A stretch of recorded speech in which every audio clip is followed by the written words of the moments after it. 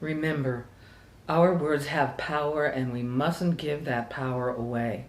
As writers, our words affect people we may never know.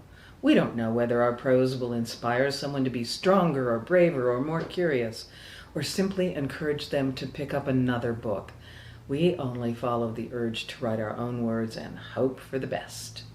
Hello and welcome back to my writing journey. I'm Ellen Byerrum, author of The Crime of Fashion Mysteries and my new Art Deco Mysteries series, starting with an award-winning Crook Tales for Two, and I'm currently working on book number 2, These Crooked Things, and I should have some fun news about the cover in a few weeks' time. I also pen the occasional play, short story, and children's tale, and I make videos on writing matters, advice, and information, maybe gossip, so please subscribe and leave a comment.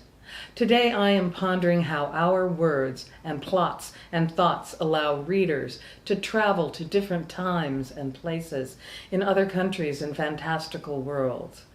They hear the various ways our characters speak and see how they think and react, how they can open minds.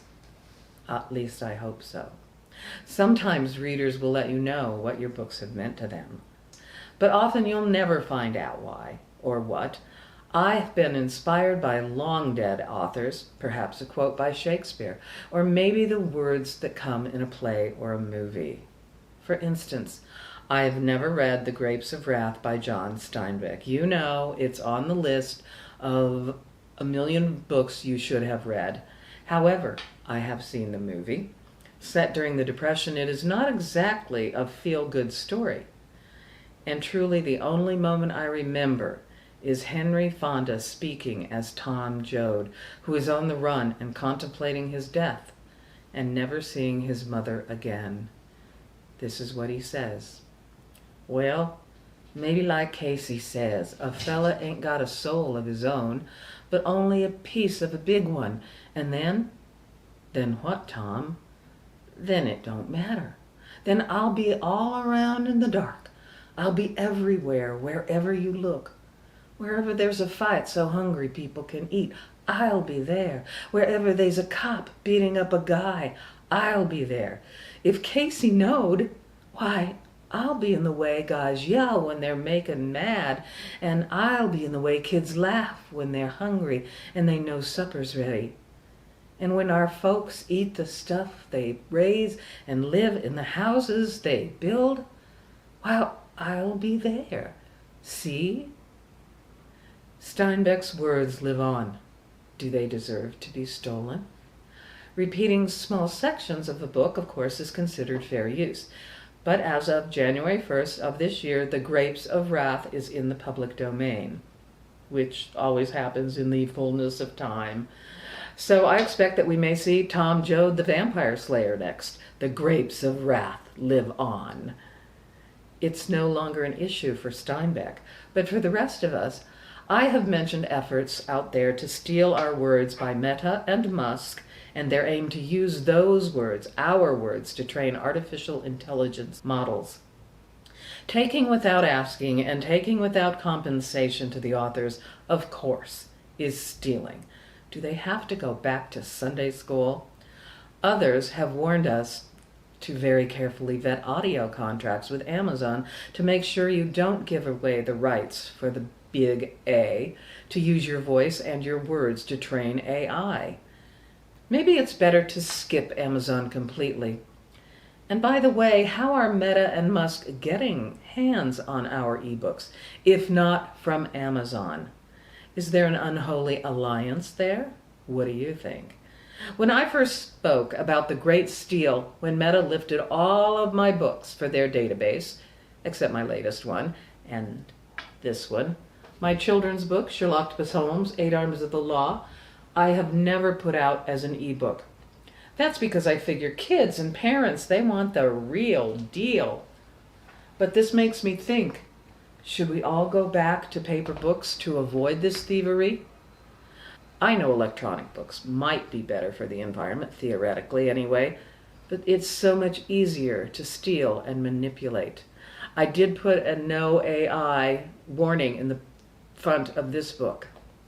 Now, unfortunately, there is another effort afoot by the villains in our nation's capital to steal more books, more intellectual property, and more sneakily.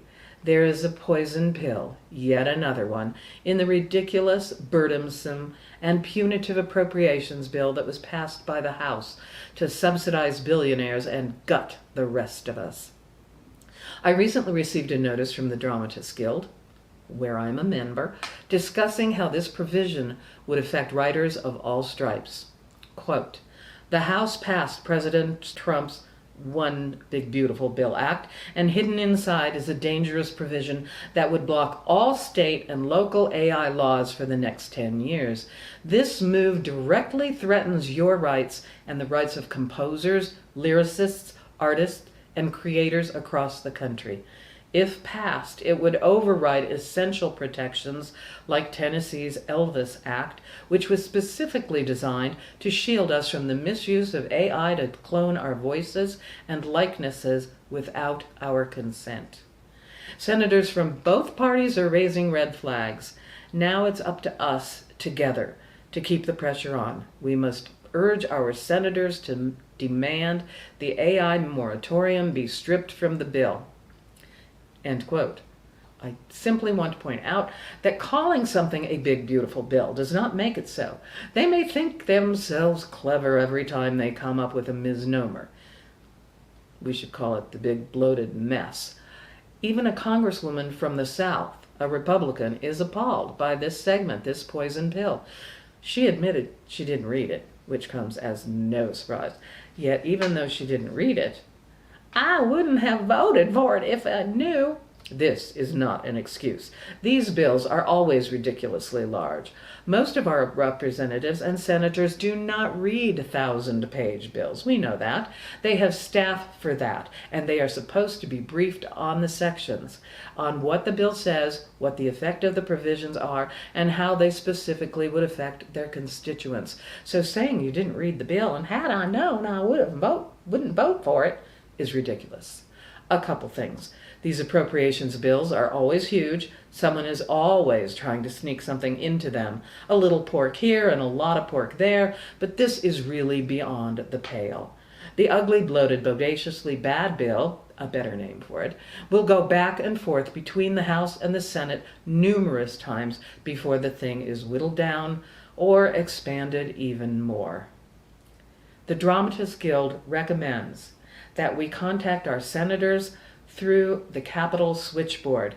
The phone number is 202-224-3121, and a switchboard operator will connect you directly with the Senate office you request. And you can tell them how you feel about it. That's all I have for today. Hang on to our words and our power. And I'll see you next time. Bye.